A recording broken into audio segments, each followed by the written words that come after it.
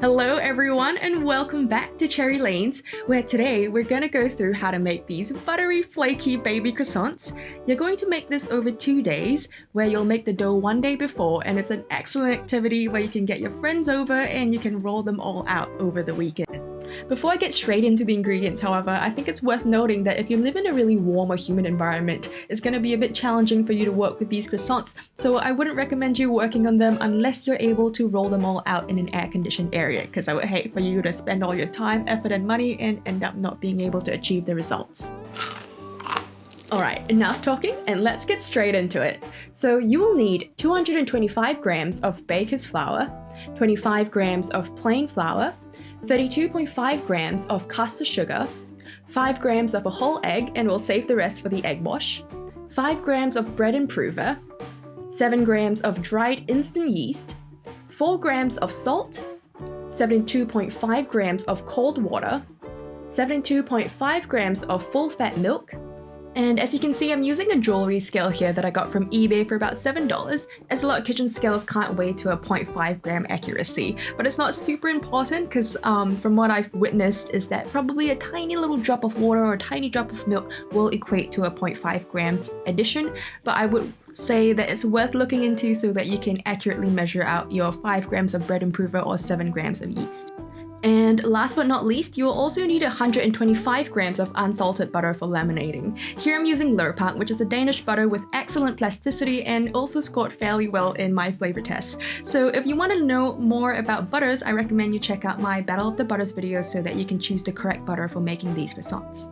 Alright, now when it comes to making the dough, start by ensuring your hands are super duper clean. I'm sure we're all pros by now thanks to 2020. Here I'm also using a nail brush and I've cut my nails really short, so the nail brush will help me ensure that I really don't have any dirt or dead skin cells stuck under my nails. You can of course also use food-safe gloves if you prefer. Now once that's done, in a medium-sized bowl, mix together all of the dry ingredients just using a hand whisk. So that's the baker's flour, plain flour, caster sugar, bread improver, yeast, and salt. So as you're mixing along, you want to really make sure that you get the sides as well as the middle, and you can also turn the bowl as you mix around, because you really need to make sure that the yeast and the bread improver is thoroughly incorporated throughout this whole dry ingredient mix. Once that's done, using a ladle or a spatula, simply push all of the dry ingredients towards the side of your bowl, creating this little great wall of flour. You don't have to be super precise, so once it looks something like this, simply mix together all of your wet ingredients into a small bowl and simply pour it in. If you have a bread maker or a dough hook attachment for your electric mixers, you can simply use that on a low setting for just 5 minutes, but here I'm going to show you how to do so with only your fingers. As you can see here, my fingers are close together, and just very slowly you want to just keep stirring it in so that all the flours get gradually incorporated with the wet ingredients. You essentially just want to become the dough hook. So I've set my timer there. You only want to do this for 5 minutes. Max, I only did it for about 4 minutes. So as you go around, slowly keep stirring until all the flours just mix together. It's going to be a bit sticky to start with, but do it slow and don't rush this step. And as you can see, once it starts to clump together, it's going to be a bit hard to keep stirring it, so you just split your finger open and stab and twist and stab and twist. And as you keep rolling around, it's going to get stuck to your fingers. Just use your other hand and remove it from your fingertips and throw it back into the bowl. And now that it's getting much more clumped together, get your thumbs in there and just bend and fold in like so. So you see I'm just pressing in, and don't forget to get the sides. Get all your side pieces in there as well, they want to be loved. So scrape that in and put it back into your dough, and using your thumbs, you press it in and bend and fold and bend and fold. And you want to be careful not to knead it, so you don't want to press it down, you want it to remain kind of elastic, so you have to become the dough hook again. And as you can see, it's a bit tougher now for you to use 2 fingers, so you just use both hands and you kind of just pull the dough a little bit as you bend it back in so that the dough maintains its sort of elasticity. So here, as you can see, I'm kind of just pulling it out and folding it back in, pulling it out and kind of rolling it in. And as you can see, I still have 1 minute left on my clock, meaning that I've only worked the dough for 4 minutes, and now it's already ready for the next step. Now, using cooking spray, generously coat a chopping mat, or you can use a baking tray with some oil, And then you dump your dough on top and just very gently, you can see I'm using all my fingers to just spread it out like so, where you're like just pulling the dough out to make it spread without creating any holes till it's approximately 6 by 7.5 inches. Now loosely cover it with some cling wrap, pressing down the sides to ensure all the edges are airtight. Now simply write down what time you finish this step and leave it on your counter at room temperature for 1 hour to rest before putting it in the fridge to rest overnight for 24 hours. And now let's go on to laminating our butter. So the only special equipment I recommend you using are these two high-quality BEP approved PVC pipes, which are Australian standard, and also get 2 of its fitted caps and wash them really thoroughly. You should be able to get these meter-long pipes from your local hardware store and cut them down to any size. However, if you can't find them, you can also just use whatever wooden rolling pin that you have. Now, in laminating the butters, start with a really long sheet of baking paper and fold that in half, pressing down firmly to create a nice clean edge. Now open it back up, and as you can see, I've sliced my butter into approximately 1 centimeter thick slices, and you want to place it about an inch away from the line you created. This is so that as we hit the butter down, it's not going to cause your baking paper to just rip. So roughly place it like so into a rough shape, like a rectangle or a square, because we're going to try to achieve about a 6-inch square. So fold that back over nicely, and using a rolling pin, here we're using the PVC pipe without the caps attached, and you want to firmly just hit the butter to laminate it. So as you can see, I'm like hitting it dun, dun, dun, dun, like this, and then you turn it around and continue doing so. The reason why we want to keep turning as we hit and laminate the butter is so that it's spreading in more than just one direction. So you just keep doing so, ensuring you're not using full force, because that can also cause you to rip your baking paper.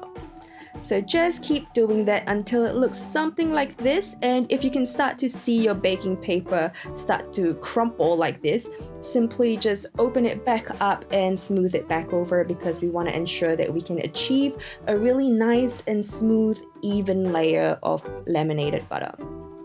Now once it looks like this, just fold in the edge like so, pressing firmly so it creates another nice clean edge.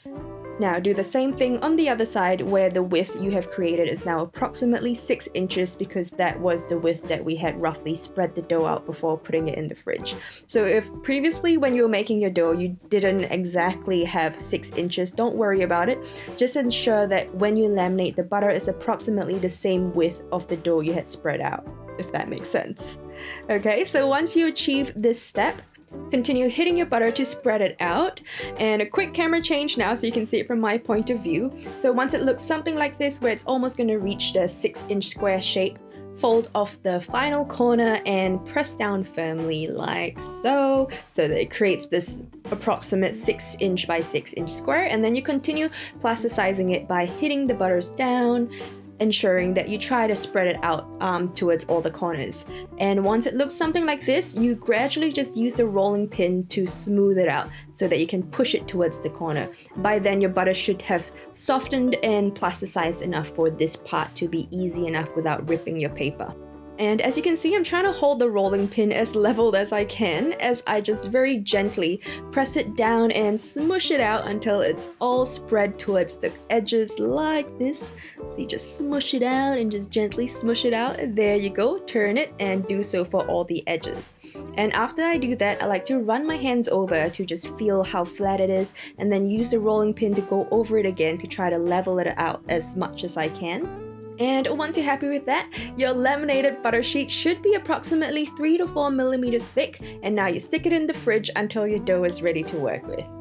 So it's now 24 hours since our dough has been resting in the fridge, and depending on how wide and long you laminated your butter out, that will be the guide for what size you should roll that first layer of dough. So imagine the outlines on this piece of paper is the dough, and this is the size of my laminated butter sheet. Approximate what half of the height of that butter is, and that is exactly how much longer you should roll your dough out while maintaining the same width as that butter sheet. You want to make sure that your dough will be divisible by 3, as you will fold the top third of the dough over the butter, and then the butter and dough over the top of the first fold. So start by lightly dusting your workbench with some plain flour or baker's flour using this flick of the wrist number 3 motion, and then remove your dough from refrigeration. It should look puffy like this. It doesn't matter that your dough looks uneven. Now give it a rough swirl on your bench so that it picks up some of the flour that you've dusted. This will help prevent your dough from sticking on your counter. Lightly dust the top as well. And so now we're trying to achieve the dough shape that we previously went through before. So you grab your laminated butter so you can continue to approximate exactly how wide and long you should be rolling out your first layer of dough. So here I'm using the rolling pin with the caps attached because the caps happen to be approximately 4 millimeters thick, so this will really help us out in our rolling out process where we won't accidentally over flatten our dough. So once I got it to the shape that I want, and I just cleaned up the edges a bit to make it nice and roughly rectangle, it doesn't have to be perfect. Remove your laminated butter where it had been sitting on my counter for about 5 minutes, so it's bendable. As you can see now, as I place it onto my dough, I try to double check at the bottom to make sure that it's really placed on my dough. And you can kind of just stretch out the dough a little bit to make sure that your butter is within your dough, like what I'm doing here. And you can see that my butter is bendable as I'm picking this up. You can kind of tell, and you rub the top layer a bit so that you can soften the butter, and it'll help to make it a bit easier for you to peel off your baking paper. So I'm just slowly, very slowly peeling it off, and perfect. So now we're gonna do our first fold. So the top layer of dough over the top like this. And I just even it out slightly. Doesn't have to be perfect once again. And then you see how bendable my butter is. And we fold it over. And there you go. Your first fold looks like this, where the opening should be on your right hand side now, just for us to keep track. So you grab your rolling pin again and firmly press down like so. This will help to evenly spread out your butters as we try to roll it out.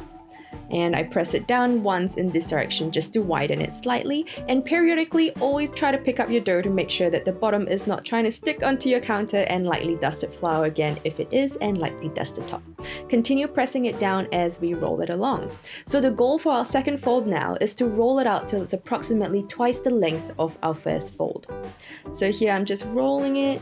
And as you can see, I'm rolling in really short, small motions like this, and I like to turn my dough around to ensure I'm not just working it in one direction. And this will also help me ensure that I'm rolling the dough out more evenly. And now that I've got my dough to almost twice the length of my first fold, maybe a little bit more, but it doesn't have to be super precise, grab both ends of your dough and fold it towards the middle like so. So this is called the book fold. Doesn't it look like a book? And now I just grab the middle edges a bit to even it out, just make it a little bit neater. And now we just close the book. And that's it. This is your final fold. Let it rest on your counter for about 5 to 10 minutes, or you can let it rest in the fridge for about 10 minutes. And once it's rested, dust a little bit of flour over the top, just very little, and then using your rolling pin, just push down like so, as you have always been doing, and just gradually push it down, ensuring that it's not stuck to your counter as always, and roll it out. I also like to flip my dough around to ensure that the bottom layer is also getting rolled out evenly. So the goal here now is to roll your dough out till it is only 4 millimeters thin, because 4 millimeters is the magic number in pastry making.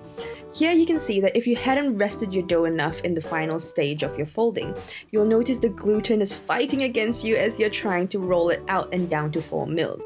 So if you notice your dough doing that, leave your dough alone for about 2 minutes before you continue rolling it out. And once that's done, use a pastry brush to dust off any of the excess flour. Using a really sharp knife now, cut the edges in a downward motion like this. Do not drag your knife, because if you do that, you can end up sealing all the beautiful layers that you have created, and that is not what we want. So now I'm just roughly trying to gauge how I'm going to cut them down into 1-inch wide strips. So I start in the middle, cutting it into half, and I like to move the strips away so that it doesn't just the layers don't melt together. It wouldn't really, but this is just an extra precaution that I take. And now you cut off the edges so that you can reveal from the get-go all these lovely layers. So that's exactly how you should see them. Okay, so now we just cut the dough into little 45-degree triangles like this. It doesn't have to be super precise. And if you're not confident with how fast you can roll this all out, I highly recommend that you section off maybe 2 of the strips and place it on your slicing mat, or you can put it on a baking tray with baking paper, cover it with cling wrap, and stick it in the fridge until you're ready to work with. And now I'm going to show you how you roll it. So you cut the edge like this, turn it around, twist it down, roll, roll, roll, pull the edge, continue to roll it over, roll it like this, there we go, and then punch it down. That's all. So I'm going to show a close-up now. So you cut the edge, pinch it down, and the less fingers you use to touch, the better, so that you don't accidentally melt your butter layers. So you roll it down, pull it, and then continue rolling, and then just bend. And there you have it. So continue doing so for the rest of your baby croissants, and you're going to be a pro by the end of this. And now we're going to proof them, which means allowing the yeast to ferment in the dough as it produces gases, allowing our baby croissants to double in size before we bake them. This is what will give it its light, flaky crunch, so do not skip this step. If you're proofing in a colder environment, it is going to take a lot longer for the croissants to double in size. So what I recommend is that if it's possible, turn the air conditioning of one bedroom to 23 degrees Celsius and proof the croissants for 2.5 to 3 hours until doubled in size.